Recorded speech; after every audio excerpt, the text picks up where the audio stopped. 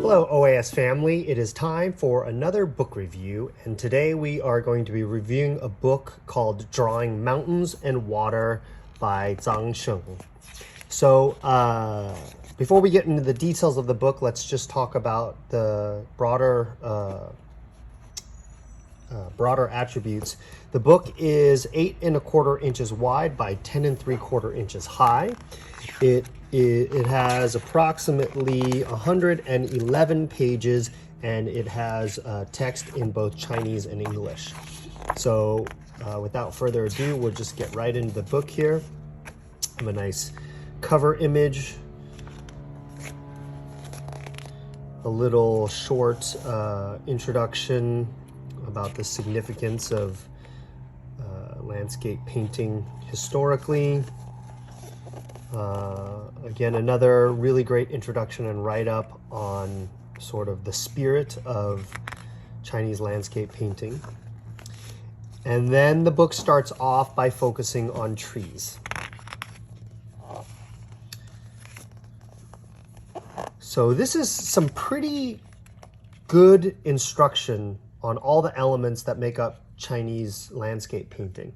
So you can see here, he's got some sort of sequential instructions, and you know, it's funny because the book is on drawing mountains and water. I think that's probably a direct translation because the Chinese phrase for landscape is sansui. So that literally translated means mountains and water. So probably a better translation would be drawing landscapes. And so that's why they start off focusing on trees. And trees are important when it comes to landscapes because a lot of times if you are going to feature something in a landscape, often it is a tree. So you can think about these studies as sort of working on the element that could be the focal point or the star of the painting. So here you can see there's some sequential instruction here on these various trees. And then different styles and different types of leaves. So they're talking about outline or the boneless style, different levels of detail here. Talking about the different kinds of trees. So there's like willows, pines, vines. Then here's a little section on bamboo. Palms, cypresses, and plantains. And then how to render sort of groups of trees. And then talking about the smaller elements like reeds and grasses. This is placed next to a nice finished painting here that just focuses on sort of these shorter reeds and grasses with some flying birds in the distance. And then depicting trees in the distance. And then we get into a section on pines. Now this is so that's about a quarter of the book. And then we get into the section on painting mountains. So different types of rock formations. And then it discusses sort of stroke order, which is really important. You know, there is an order to painting, Chinese painting, and that comes from its connection to calligraphy. So stroke order is very important in calligraphy, and so it makes sense that, you know, people who are studying calligraphy and out of their calligraphy studies began painting, it makes sense that they would emphasize stroke order. So here's like a sequential illustration of this like single mountain, which is nice. It's a very nice 4-stage build-up here, starting from the line work, filling in the details, into the textures, and then into the final shading. Different rock style renderings that you see in Chinese landscape painting throughout different times in history.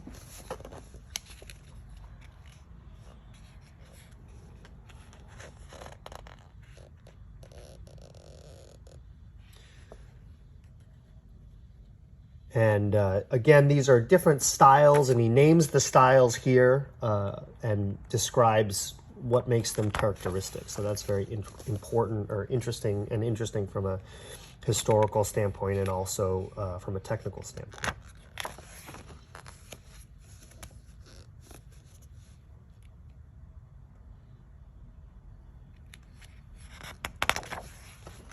Continuing on in these different styles, and you can see that they're quite different in appearance. Like here we have this one that's more emphasized on strokes and textures, and then this one that's very much featuring dots.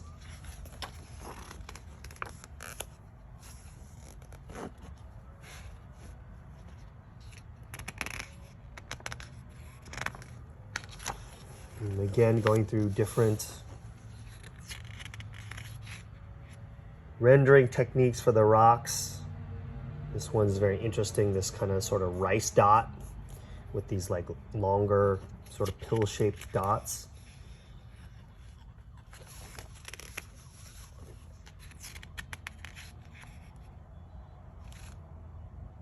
Lots of really great information here about these different rock rendering techniques.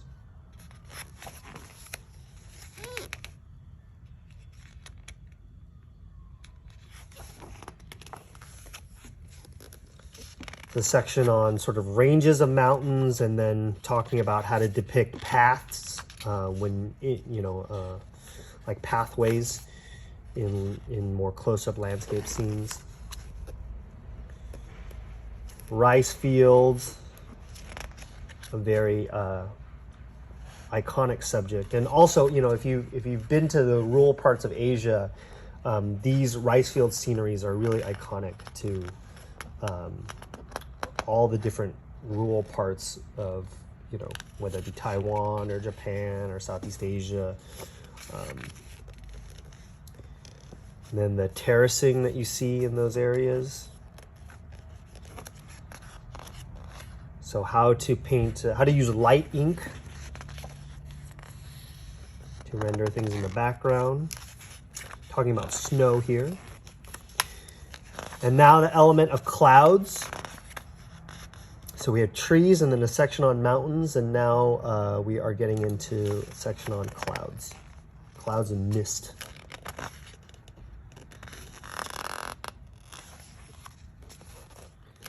There's a little sea of clouds idea.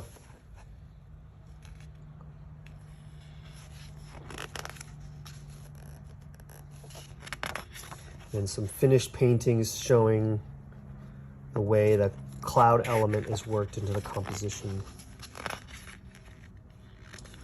Now we get into like water. So here's like a couple different waterfall renderings. Again, some finished paintings that show waterfalls. Then we have like a brook here, a couple sort of smaller brooks. And then we get into bigger kind of streams. Some more waterfall ideas. Very close up here version of a waterfall, and a little bit farther away. Very interesting way that they depict the movement of the water with these texture strokes. Different cascades. And this sort of full painting that goes across 2 pages here of this large, very large waterfall.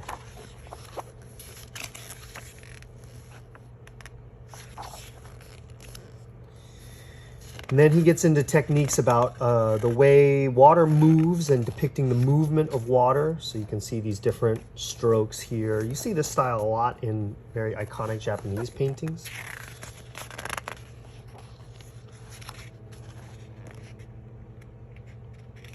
And then this technique where they flatten the tip of the brush and paint the surface texture of the water here.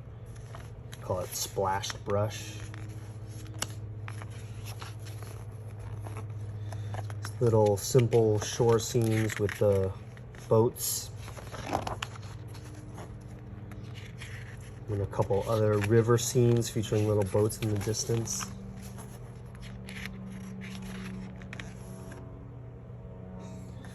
Here's a painting called Mist on the Lee River, and then this sandy beach painting here.